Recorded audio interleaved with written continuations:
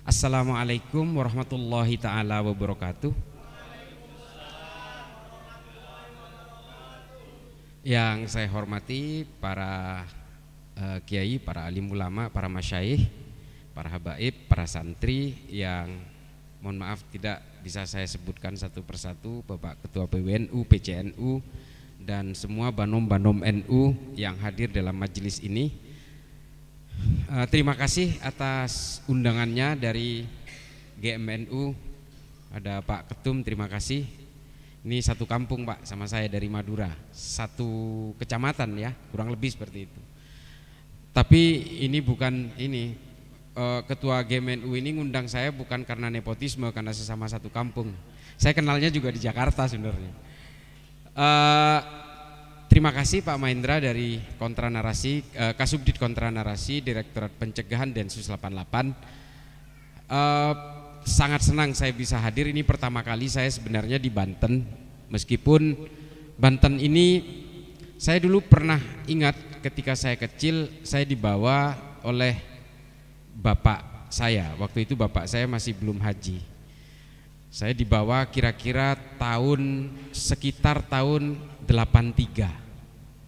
Saya dibawa ke sini, saya diminta untuk ngalap berkah kepada salah seorang kiai di sini. Waktu itu saya masih SMP kalau tidak salah. Saya dibawa ke salah satu kiai di Banten yang saya tidak ingat, waktu itu gelap sekali, kemana-mana itu hujan dan sebagainya. Dan ternyata saya baru tahu belakangan bahwa yang saya datangi itu adalah Al-Mukarram Abu Yamutadi. Ini saya langsung merinding. Saya ingat betul saya dikenalkan, dan waktu itu seingat saya Abu Yadim Yati, mohon maaf, Abu Yadim Yati. Waktu itu kebetulan bapak saya ini adalah pelarian dari Madura Pak. Bapak saya ini Pak Kiai dikejar-kejar oleh Intel Koramil karena bapak saya ini aktivis P3. Kabur ke Jakarta, lalu beliau datang ke Abu Yadim Yati, Allah yarham, dan diijazah. Seingat saya waktu itu masih kecil, masih umur sekitar 12 tahun. Diijazah saya nggak tahu, karena abah saya ini sekarang sudah meninggal, saya juga nggak tahu. Tapi kemudian saya juga diberi minum air waktu itu oleh beliau, dan itu seingat saya tentang Banten. Oh, ampun Kiai, ampun. Saya sebenarnya tidak cerdas Kiai, cuma saya lebih dulu tahu, kadang-kadang begitu, dan kadang-kadang sok tahu juga. Jadi menyikapi berbagai permasalahan bangsa hari ini, mengapa saya kemana-mana, saya sempat punya lelucon juga. Kemana-mana saya selalu berusaha untuk melawan gerakan salafisme, wahabisme. Tapi ternyata kandang saya di Madura kebobolan sendiri. Jadi salah satu pesantren kakek saya itu Abah Kiai Nawawi itu ternyata sekarang menjadi motor gerakan salafisme, wahabisme di Madura. Dan ini bahaya. Saya sedikit bercerita, kemarin saya sowan ke salah satu cicit dari Mbah Syekhona Khalil, namanya Mbah Yai Zubair Muntasor di Bangkalan. Baru minggu ini juga beliau berkata, "Nak, kalau wahabisme ini datang ke Madura, maka Madura itu pasti akan tenggelam dan akan menjadi biang rusuh." Ya, saya dalam hati, nggak ada Wahabi aja orang Madura ini selalu bikin rusuh kalau berkenalan dengan soal-soal politik. Karena sekarang yang paling membelah-belah orang NU di Madura itu adalah persoalan orientasi politik. Makanya Mbah Yai Ma'ruf Amin pernah juga dipersekusi. Rumahnya Pak Mahfud juga pernah dipersekusi. Ini padahal semuanya orang NU.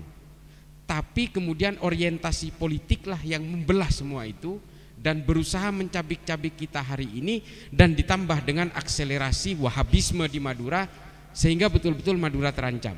Lalu Mbah Yai Zubair Muntasor bilang, kalau wahabisme ini kemudian berhasil menguasai Indonesia, maka semua orang Indonesia akan saling tikam satu sama lain.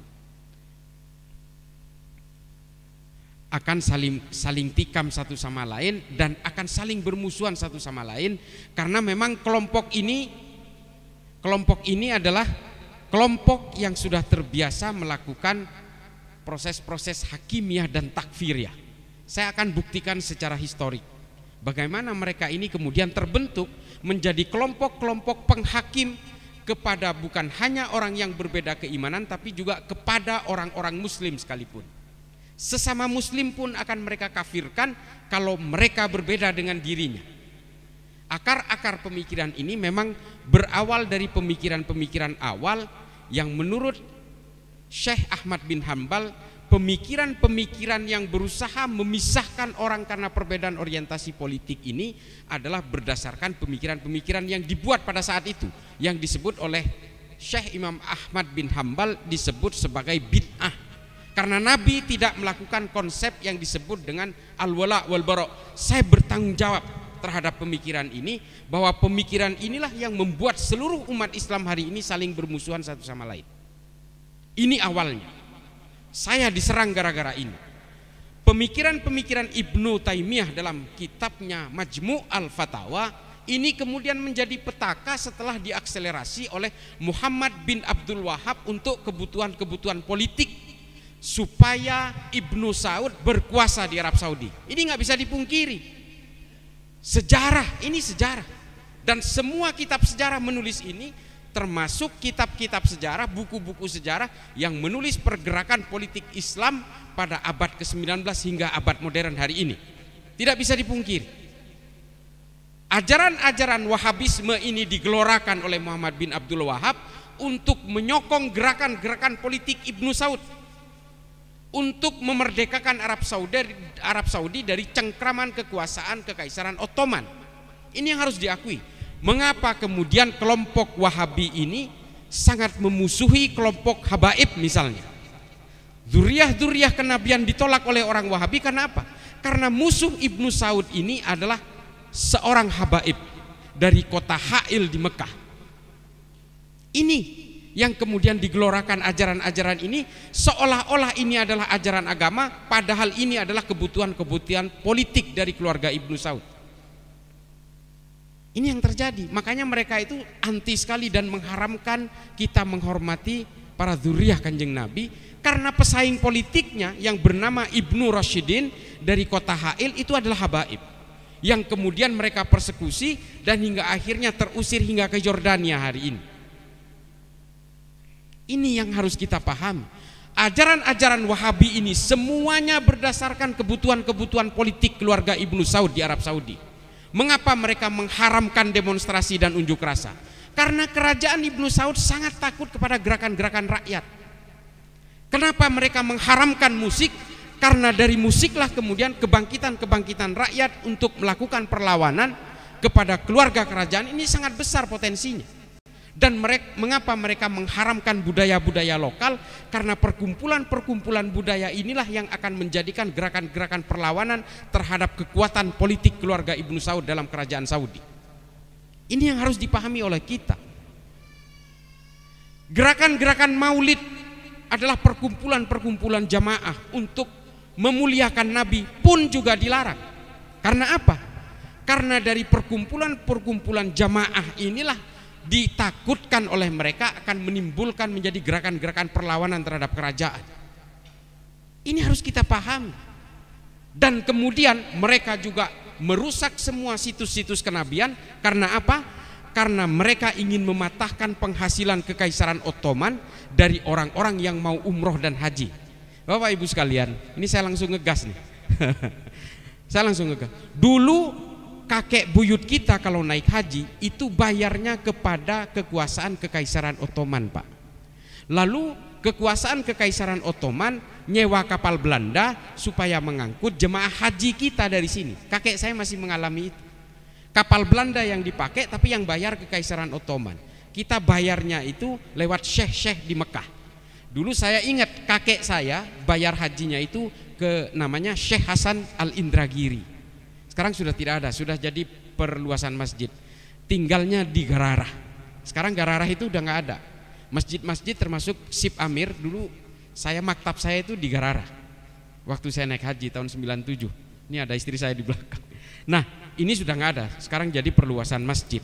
Nah, dari sinilah kemudian kita bisa pahami mengapa mereka merusak situs-situs Nabi, tempat Nabi dilahirkan, situs-situs Nabi ketika masa kecil. Ini semua dihancurkan supaya apa? Lobang-lobang tempat Kekaisaran Ottoman untuk mendatangkan jamaah ini supaya tertutup. Makanya mereka musnahkan, Pak. Untungnya makam Kanjeng Nabi di Madinah itu berhasil diselamatkan. Salah satu yang menyelamatkan itu adalah Syekh Nawawi Al-Bantani di Mekah. Ini yang harus kita apresiasi. Kalau tidak, makam Nabi pun akan mereka hancurkan. Tujuannya apa? Tujuannya politik, supaya jalur-jalur penghasilan Kekaisaran Ottoman dan jalur-jalur politik Kekaisaran Ottoman untuk menopang ekonomi Kekaisaran Ottoman ini supaya habis di Mekah. Dan supaya apa? Supaya mereka bisa menguasai kota Mekah. Ini sejarahnya saja. Kalau hari ini Saudi berubah, itu lain cerita. Tapi semua ajaran salafisme, wahabisme ini semua dibuat untuk menyokong konstruksi-konstruksi politik kerajaan Ibnu Saud di Arab Saudi. Lalu mereka melakukan perampasan-perampasan. Mereka menghalalkan ghanimah-ghanimah, termasuk merampok makamnya Sayyidina Ali di Najaf, di Madinah bagian timur. Di Arab Saudi bagian timur. Dia rampas semua harta-harta orang pengikut Sayyidina Ali yang kemudian kita kenal sebagai Syiah ini, dan momentum ini dikenal sebagai the sack of Karbala. Perampasan harta-harta di Karbala.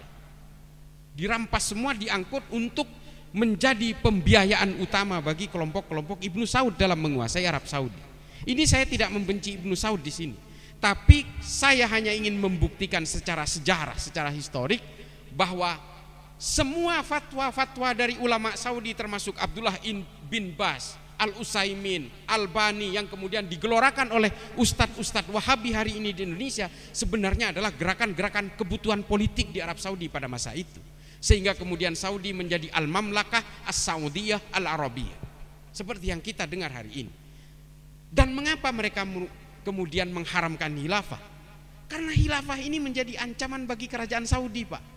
Padahal kedua-duanya kelompok pengusung khilafah dan kelompok Wahabi ini sama fahamnya Wahabi semua. Ini harus kita pahami. Yang namanya yang namanya Ikhwanul Muslimin yang tumbuh di Mesir lewat Hasan al-Banna, ini amaliyah dan ubudiyahnya sama. Mereka adalah orang-orang Wahabi juga, tapi tujuannya berbeda. Yang satu ingin menegakkan al-mamlakah, kerajaan, yang satu Ikhwanul Muslimin ingin menegakkan khilafah. Sama semuanya. Hizbut Tahrir sama. Ini orang-orang Wahabi juga. Yang membedakan mereka, yang membedakan identifikasi perbedaan di antara mereka adalah tujuan politiknya. Kelompok Wahabi hanya ingin memapankan kekuasaan kerajaan Arab Saudi hari ini, sementara khilafah ingin menguasai Indonesia dan menjadikan khilafah sebagai sistem politik utama. Arus utama politiknya yang berbeda, ajarannya sama. Ini yang harus kita pahami. Lalu mengapa kalau memang kerajaan ini sebenarnya hanya ingin memperkuat kekuasaan politik Saudi, ideologinya harus kemudian dialirkan ke negara-negara Islam seperti Indonesia? Karena Saudi bagaimanapun, kerajaan Saudi bagaimanapun, kekuasaan politik kerajaan Saudi bagaimanapun, hidupnya dari negara-negara Islam, Pak. Karena mereka adalah pengelola dua kota suci. Kalau semua orang umat Islam di seluruh dunia sepakat misalnya bahwa pemerintahan kerajaan Arab Saudi harus diruntuhkan atas penguasaan dua kota suci Al-Haramain ini, selesai semua. Itulah mengapa Arab Saudi pada tahun 70 awal ketika dia punya uang lewat minyak, lewat oil booming itu, dia menggelontorkan uangnya untuk gerakan eksportasi Wahabisme internasional. Saya tantang orang Wahabi untuk membantah saya di sini. Lalu semua uang itu mengalir bersama gerakan Wahabisme ke seluruh dunia. Tapi kemudian ujungnya bercabang dua. Yang satu terpecah dalam gerakan khilafah, yang satu menjadi gerakan Wahabisme internasional. Banyak, Pak, para politisi di sini yang sudah terpapar ini dari sejak tahun 70-an awal. Jangan bantah ini. Semua ormas banyak yang terlibat dalam gerakan ini, yang kemudian digelontorkan bersama uangnya lewat yayasan-yayasan seperti Al-Haramain. Ada sekolah Lipia di sini yang dibentuk oleh pemerintah Arab Saudi, dan ini yang menjadi epicentrum regenerasi Wahabisme di Indonesia. Nggak bisa dipungkiri. Meskipun tidak semua keluaran Lipia ini menjadi Wahabi, tidak semua, tapi hampir semuanya menjadi ideolog teroris di Indonesia hari ini. Ini yang harus kita paham. Semuanya menjadi ideologi basis-basis kekerasan atas nama Islam di sini. Saya sebutkan satu. Aman Abdurrahman, ketua Jamaah Ansarud Daulah yang hari ini tervonis mati ada di Nusa Kambangan, lulusan Lipia. Banyak sekali. Bahrun Naim, banyak sekali. Habib Rizik Syihab, lulusan Lipia semua. Kalaupun dia tidak menjadi Wahabi, setidaknya dia menjadi frontal dan militansinya berlebih. Saya tidak ingin mempersekusi Habib Rizik sebagai dzurriyyah Nabi, tapi karena dia menggelorakan kekerasan dan mencaci maki orang lain, termasuk mencaci maki ulama-ulama NU, maka saya harus tolak. Sama seperti Densus yang menangkap hari ini. Sejak tahun 2000 Densus 88 menangkap 2000 orang teroris. Mengapa Densus menangkap ini? Banyak yang dituduh Densus ini hanya nangkap orang Islam. Kalau nangkap orang Islam jumlahnya ratusan juta Pak yang ditangkap. Tapi Densus menangkap orang ini bukan karena mereka Islam, tapi karena mereka masuk dalam jaringan terorisme. Kalau orang Islam yang seperti kita, yang biasa-biasa saja, yang moderat ini, nggak mungkin ditangkap, santai aja. Merokok,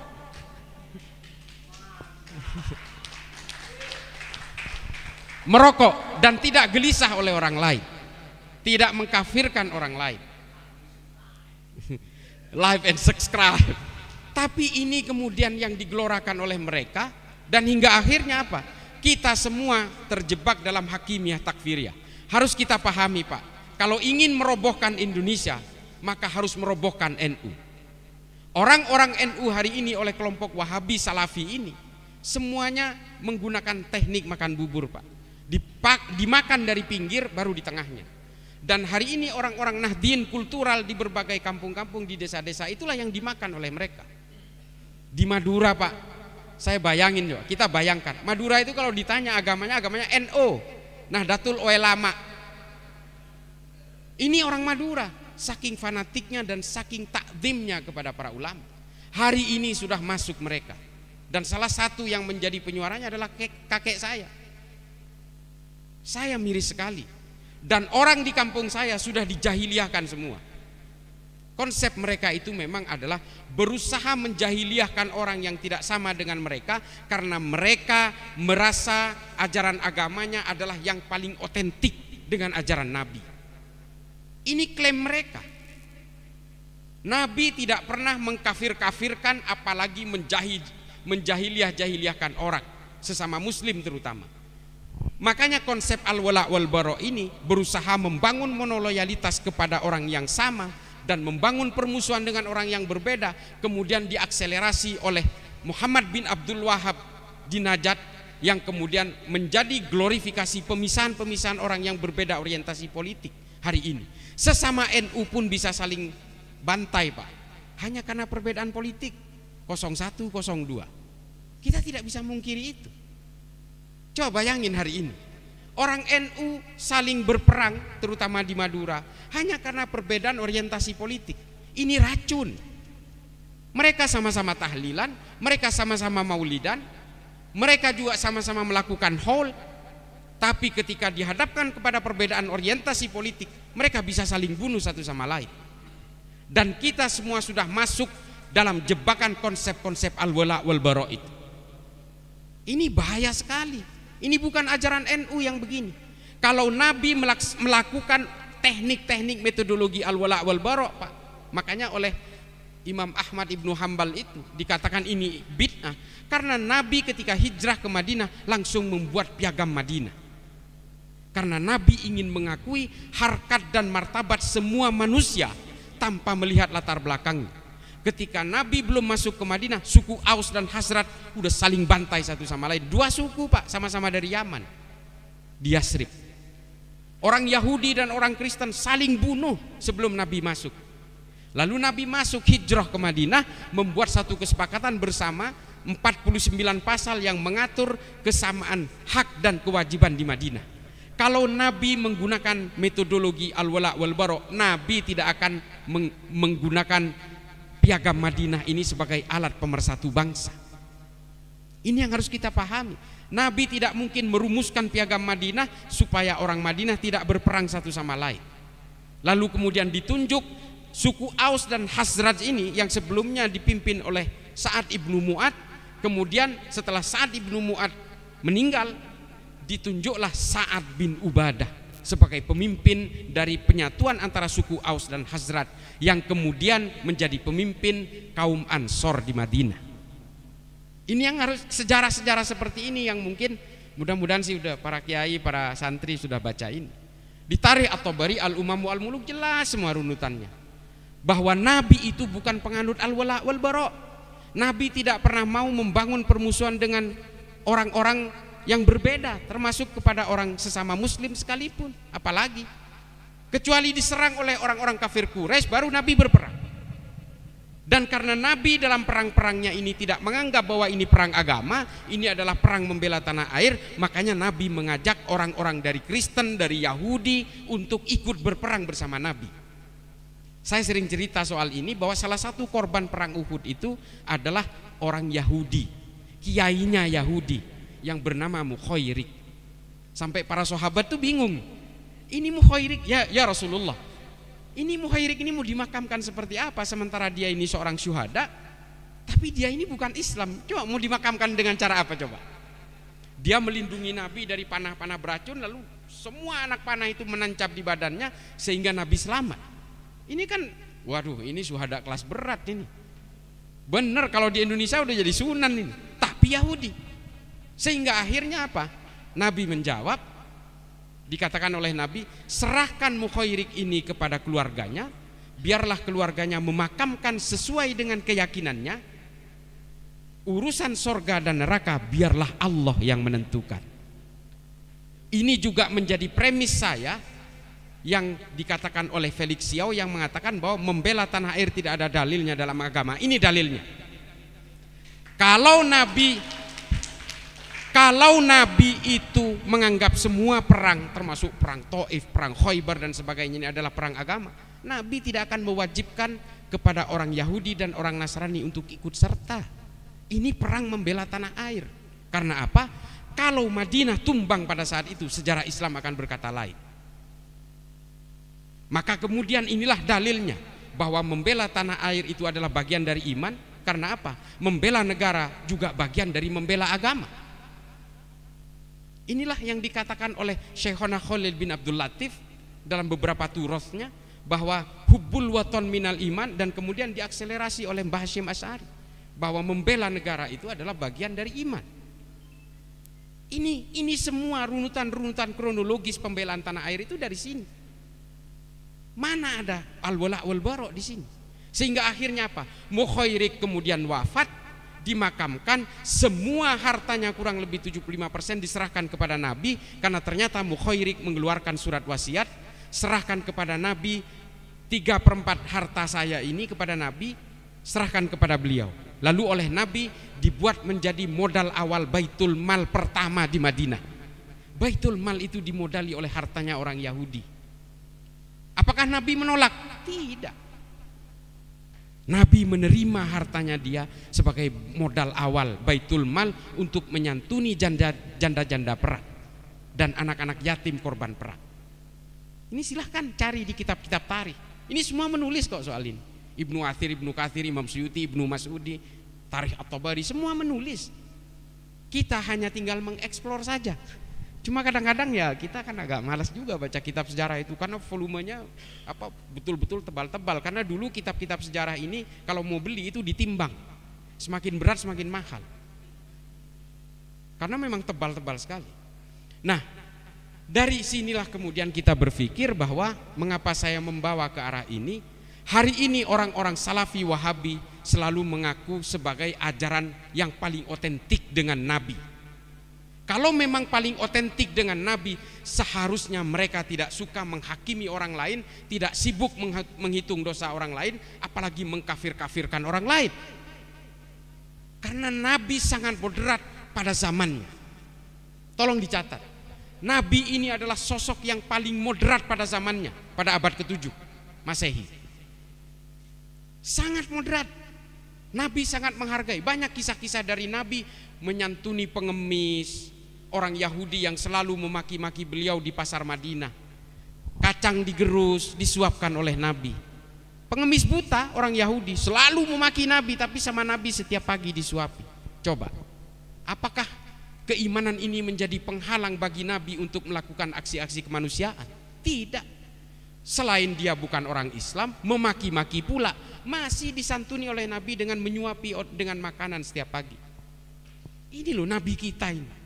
Sebegitu kuatnya melakukan aksi-aksi kemanusiaan, sebegitu kuatnya menyuarakan kedamaian, dan sangat moderat pada zamannya. Orang-orang suku Aus dan Khazraj itu heran, kok bisa loh Kanjeng Nabi ini, sosok yang pada saat itu bisa menenteramkan Madinah yang sebelumnya terjadi perang hampir setiap hari. Suku Aus dan Khazraj ini perangnya nggak berhenti-berhenti, termasuk suku-suku Quraisyah. Terus suku-suku Bani Qainuqa, ini orang-orang Yahudi semua ini, bertempur sesama orang Yahudi hanya berebut untuk menarik pajak dari masyarakat. Kota Yasrib ini sebelum dikuasai oleh Nabi, ini dikuasai oleh kerajaan Persia. Tukang mungut pajaknya itu orang-orang Yahudi. Orang Yahudi ini saling berperang satu sama lain hanya untuk merebut hak untuk memungut pajak ini. Mereka berperang satu sama lain. Suku Aus dan Khazraj ini orang dari Yaman yang membawa permusuhan dari Yaman ke kota Yasrib. Tapi ketika Nabi hijrah, berhasil menentramkan semuanya. Yang Kristen, yang Yahudi, yang suku-suku, berhasil tentram semuanya dan menjadi bersatu padu. Suku pendatang itu masuk ke kaum Muhajirin, dan suku pribumi masuk ke dalam kaum Ansor. Pemimpinnya namanya Sa'ad bin Ubadah. Setelah Nabi wafat, persoalan muncul lagi. Jadi kalau ingin membuktikan bahwa Nabi itu moderat pada zamannya, inilah Nabi. Mengapa kemudian Nabi setelah wafat, orang-orang Madinah berantem lagi? Jangankan suku Aus dan Khazraj, kaum Muhajirin dan kaum Ansor pun mau berperang. Karena apa? Karena politik, Pak. Begitu, Kiai. Mohon izin kalau ada yang salah tolong dikoreksi, Kiai. Ini kan sok pinter aja. Kaum Muhajirin dan kaum Ansor saling berhadapan, sudah mau saling tebas. Sa'ad bin Ubadah dan Sayyidina Umar sudah mau saling tebas dengan pedang. Gara-gara apa? Politik. Setelah Nabi wafat, jenazahnya belum dimakamkan, mereka sudah mau berperang. Lalu kemudian gerakan-gerakan anti moderasi ini mulai muncul di situ. Karena apa? Diracuni oleh ambisi-ambisi politik. Sa'ad bin Ubadah mau saling tusuk dengan Sayyidina Umar, hingga akhirnya keputusan ulama, keputusan para sahabat pada zaman itu memutuskan, udah ambil jalan tengah aja deh, Sayyidina Abu Bakar dijadikan pemimpin. Ini betul-betul diambil garis tengah. Udah, daripada milih Sa'ad nanti Umar marah, Umar dipilih, Sa'ad marah. Sa'ad bilang, saya ini pribumi di sini dari suku Khazraj. Kata Sayyidina Umar, nggak bisa, saya dari suku Quraisy sama dengan Nabi, saya berhak juga jadi pemimpin. Akhirnya diambil jalan tengah, Sayyidina Abu Bakar. Tapi apakah itu selesai? Tidak. Sa'ad bin Ubadah kemudian pergi dari Madinah karena tidak mau mengakui kepemimpinan Sayyidina Abu Bakar. Dia pindah ke Suriah. Di Suriah 3 tahun kemudian dibunuh oleh 2 panah beracun. Dalam kitab sejarah lain disebut satu menancap di dahinya, satu di dadanya. Dalam Tarikh At-Tabari Al-Umam wal Muluk disebut menancap dua-duanya di dada ketika sedang buang air kecil. Karena buang air kecilnya itu berdiri, belum duduk, lalu muncul fitnah di situ bahwa Sa'ad bin Ubadah dibunuh oleh jin karena posisi berdiri. Karena di dalam etik dan moral Islam, berdiri itu tidak boleh. Pada saat itu punya keyakinan seperti itu, sehingga dikatakan ini dibunuh oleh jin, padahal tidak. Dibunuh oleh kekuatan-kekuatan politik di Madinah yang tidak terima Sa'ad bin Ubadah selalu mempengaruhi orang-orang Ansor untuk melawan kepada Sayyidina Abu Bakar, sehingga akhirnya dibunuh di bawah satu konspirasi besar. Ini Ibnu Mas'udi yang nulis. Ibnu Mas'udi ini ahli sejarah pada abad ke-15, sehingga dia lebih renik menulis tentang orientasi kajian-kajian politiknya. Nah, lalu kemudian terus proses pengkafiran ini terjadi, termasuk dalam pembunuhan Sayyidina Utsman oleh sesama orang Islam. Pembunuhan Sayyidina Ali juga terjadi karena pengkafiran satu sama lain oleh sesama orang Islam. Perang Nahrawan, perang Hurrah, perang Zab, perang Jamal, perang Siffin, ini perang sesama orang Islam ini. Dan ini dilakukan oleh Muhammad bin Abdul Wahab untuk memerangi Ibnu Rashidin dari Ha'il. Ada 8 kali perang di antara sesama orang Islam di Arab Saudi hanya untuk kemerdekaan Saudi, untuk supaya Ibnu Saud menjadi pemimpin, yang menewaskan 12.000 muslim di Mekah dan Madinah. Coba bayangin, jurus-jurus saling mengkafirkan satu sama lain, jurus-jurus, Kiai, mohon maaf ya, terima kasih. Jurus-jurus saling mengkafirkan satu sama lain, menghakimi satu sama lain, ini adalah jurus-jurus politik supaya terjadi perpecahan di antara umat Islam. Dan ini dilakukan juga oleh Muhammad bin Abdul Wahab. Sehingga mereka berperang antara Ibnu Rashidin dengan keluarga Ibnu Saud sebanyak 8 kali perang terjadi, termasuk di Ha'il, termasuk di Najat, saling perang, membunuh 12.000 muslim di Arab Saudi pada saat itu. Dan dimenangkan oleh kelompok Ibnu Saud karena dibantu oleh pasukan Inggris. Salah satu yang terlibat di situ adalah MI6, agen rahasia Inggris bernama Lawrence, yang hari ini kita kenal dengan Lawrence of Arabia. Ini agen Inggris. Kalau mereka tidak bekerja sama dengan Inggris, bisa jadi kalah oleh keluarga Ibnu Rashid. Dan sejarah berkata lain. Wahabisme kemudian sampai ke negara ini karena Ibnu Saud yang berkuasa di Arab Saudi. Ini yang harus kita pahami semua. Jadi kalau hari ini mereka mengatakan paling otentik tapi sembari mengkafir-kafirkan sesama Islam, ini omong kosong. Nabi enggak seperti ini. Kalau mau menjaga otentisitas ajaran Nabi, ya tidak boleh mengkafir-kafirkan orang, menghakimi orang, menerakakan orang. Ini kan gayanya mereka ini. Kita orang-orang NU disebut ahlul bid'ah, disebut sebagai penyembah kuburan. Ya kan? Ini yang dilakukan oleh mereka. Lalu mereka mengatakan, sayalah ajaran Nabi yang paling otentik, paling orisinal. Nabi juga begitu dulu. Kalau mereka betul-betul mengaku otentik dengan ajaran Nabi, tidak boleh mengkafirkan orang lain. Karena Nabi ketika masuk ke Madinah sudah membuat piagam Madinah dan mendamaikan orang Kristen dan orang Yahudi, mendamaikan suku Aus dan Hazrat menjadi satu entitas yang bernama negara Madinah. Ini jejak Nabi ini loh. Mereka ini sebenarnya bukan pemangku ajaran Nabi yang paling otentik. Mereka pemangku ajaran Muhammad bin Abdul Wahab paling otentik.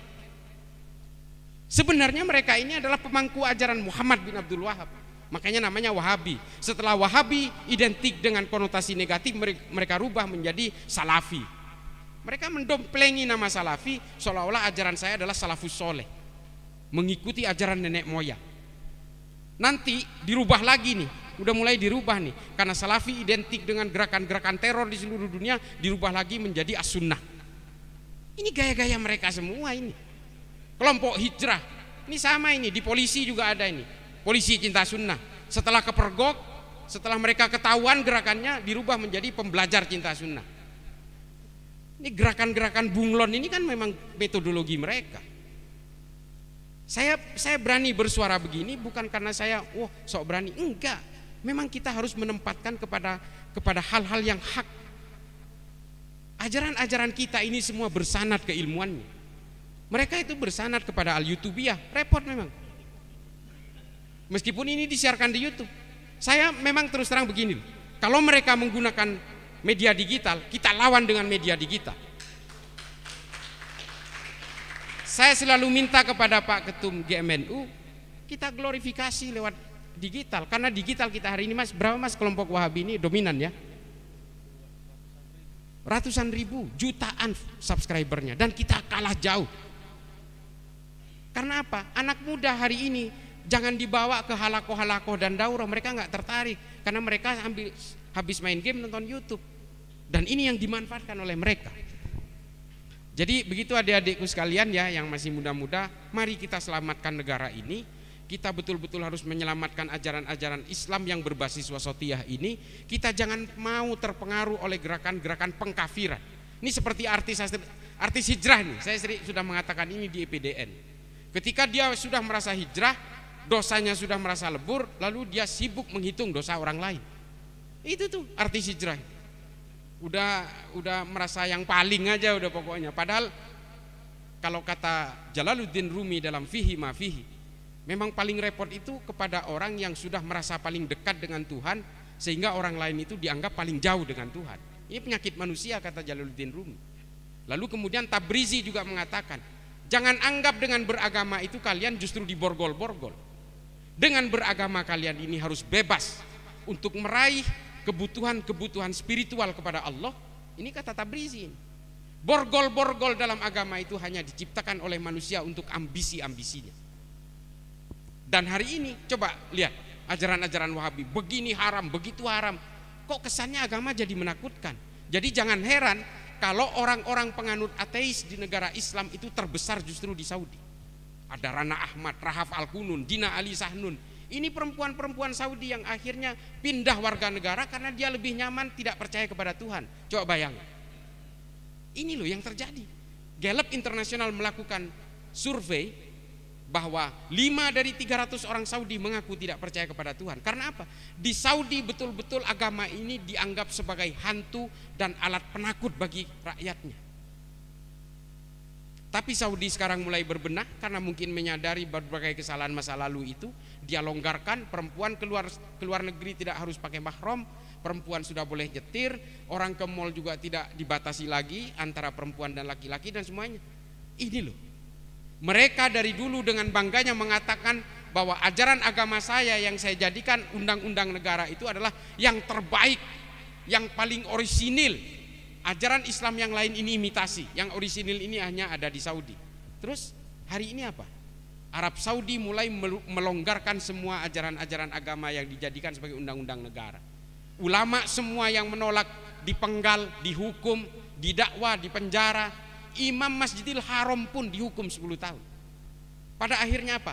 Dia menyerah kepada kebutuhan-kebutuhan politik. Sejak awal pemerintahan Arab Saudi ini memang dibentuk untuk kepentingan-kepentingan politik, menunggangi ajaran-ajaran agama. Ajaran Wahabisme yang sekarang ini digelorakan di Indonesia ini sebenarnya memang berawal dari konstruksi politik kerajaan untuk membangun kekuatan supaya kekuasaan Ibnu Saud tidak ambruk. Lalu kemudian diakselerasi oleh ulama-ulama Ahlus Sunnah wal Jamaah dipersekusi dan dikunci di dalam rumahnya. Al-Maliki dan sebagainya semua tidak boleh memberikan halaqah-halaqah dan daurah. Hanya ulama Wahabi yang boleh. Ini kenapa? Karena kerajaan Arab Saudi takut sekali dengan gerakan-gerakan rakyat. Makanya semua diharamkan. Dan ini dibawa ke Indonesia sehingga apa? Mereka berbenturan dengan orang-orang NU. Orang-orang NU yang tidak paham tentang gerakan mereka ini akhirnya betul-betul mengakui, oh ini betul-betul paling orisinil ini. Tidak, kalau orisinil ajaran Nabi tidak akan mengkafir-kafirkan orang lain. Nabi hanya mengkafirkan orang yang ingin memerangi Islam. Bahkan orang-orang yang berbeda keimanan pun oleh Nabi betul-betul diajak, a companion. Kalau di dalam kitab-kitab sejarah barat justru diajak untuk bersyarikah, diajak untuk membentuk satu kesatuan yang bernama Madinah lewat piagam Madinah itu. Saya kira begitu. Mudah-mudahan ini bermanfaat. Sebentar lagi maghrib dan mudah-mudahan kalau ada pertanyaan mungkin cukup 1-2 lah kali ya. Ya, karena takutnya kesundul maghrib. Ini orang NU ini kelakuannya kayak gini nih. Udah salah aja sambil ngerokok, sambil ngasih dakwah ceramah tapi udah azan maghrib, habis salah lagi. Jadi, begitu. Ihdinas siratal mustaqim, wallahul muwaffiq ila aqwamit thoriq. Assalamualaikum warahmatullahi taala wabarakatuh.